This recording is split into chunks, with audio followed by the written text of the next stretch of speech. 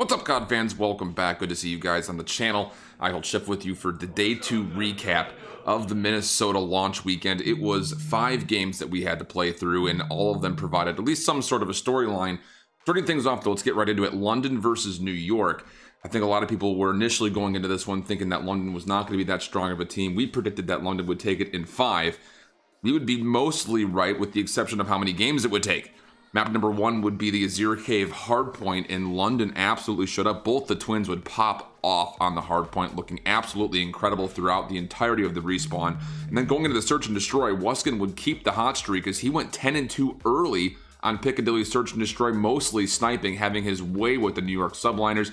And then the domination was just that, absolutely domination. Zero was 4-14 at the half on Hackney Yard. New York never even showed up to this match. London Royal Ravens find themselves a very, relatively, and very, let's be honest, 3-0, looking very, very strong and kind of putting the naysayers down as far as what a lot of people had them in the power rankings, at least early. I think we had them like 8th or 9th or something like that. Not nearly as low as some people did, but definitely maybe a sleeper pick, or maybe New York is just a lot worse than we thought. Going into map number 2, though, be Toronto versus Seattle. And this one was a little bit interesting, as Toronto would actually up late, going from the first to the second hard point on Gunrunner, but they would get broken at the last second, and Seattle would be able to find a way to come back from the center platform back to the munitions depot.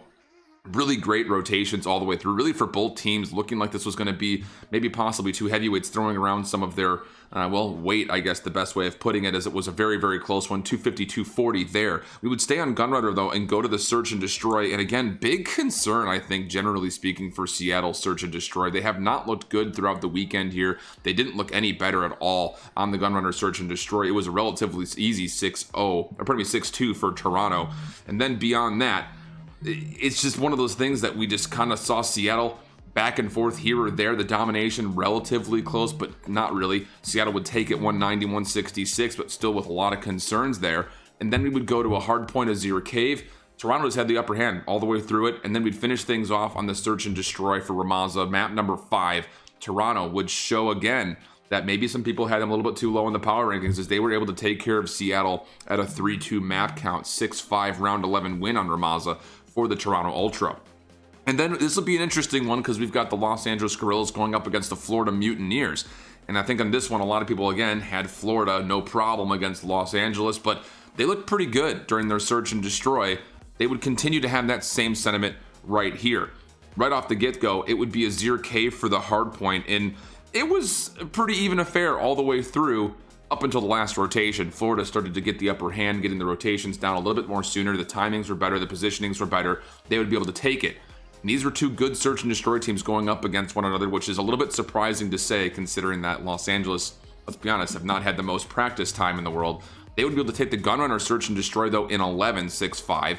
And then we would go to the domination Hackney Yard, where Los Angeles actually looked really good, flat out, all the way through this one. They were able to find, again, better rotations around the map, controlling the A side much more often than what Florida was able to do. 218-171 there.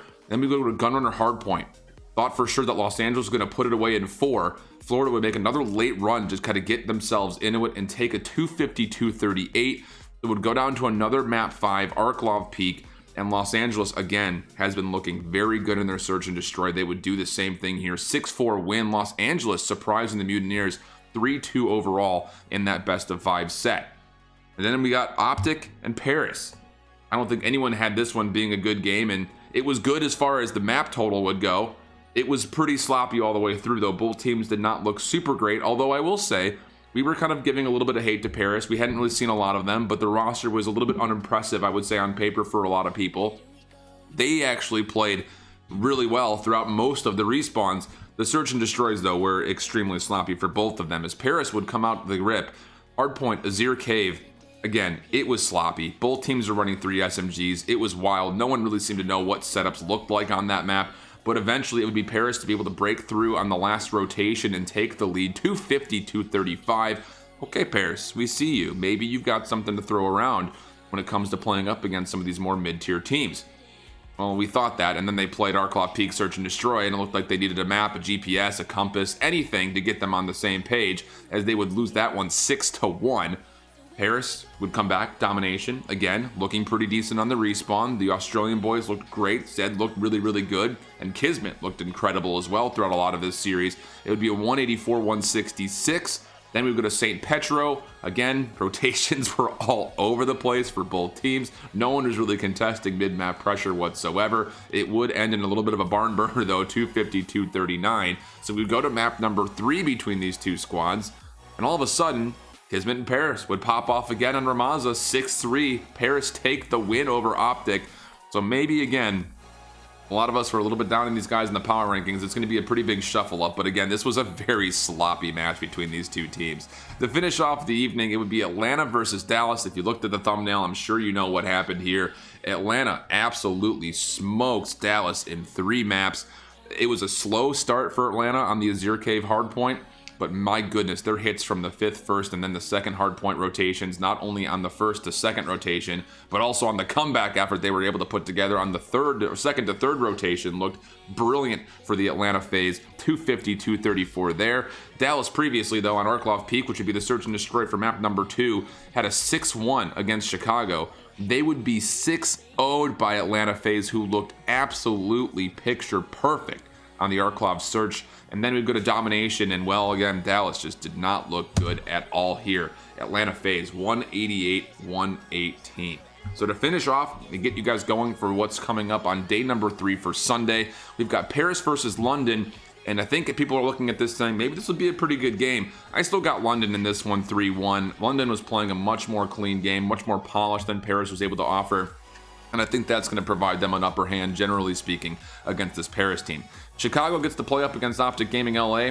I don't even know if it's worth turning on this game. It's going to be a 3-0. OpTic Gaming looked absolutely atrocious through a lot of the rotations, like I mentioned yesterday. It was a sloppy game versus Paris. Chicago looked really, really clean. It's looking like Chicago, Atlanta 1-2 for sure after this weekend. Unless something crazy happens here, I don't see that changing. I've got a 3-0 for Chicago in this one. New York and Atlanta.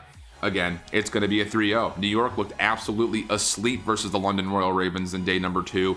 They're playing up against what is by far the best team in the game right now. No one's even close. I would be interested to see Atlanta play Chicago, but I don't think it would be all that close. Atlanta's going to take this one 3-0. And then we got Minnesota and Toronto. This one actually could be pretty good because, again, Toronto looked a little bit sloppy at times versus Seattle, but it definitely showed that these guys are definitely being a little bit more slept on than what we initially thought. So could they potentially put up a fight versus Minnesota? I think so, but I don't see it going 5, and I don't see it going their way. I've got this one going 3-1 Minnesota's favor. So hopefully you guys enjoy the game. Let me know what you think in the comment section below. And of course, if you enjoy the videos and the recaps, make sure you subscribe right here for more content throughout the week. Until the next one, hope you guys keep holding it down. Later. Bye-bye.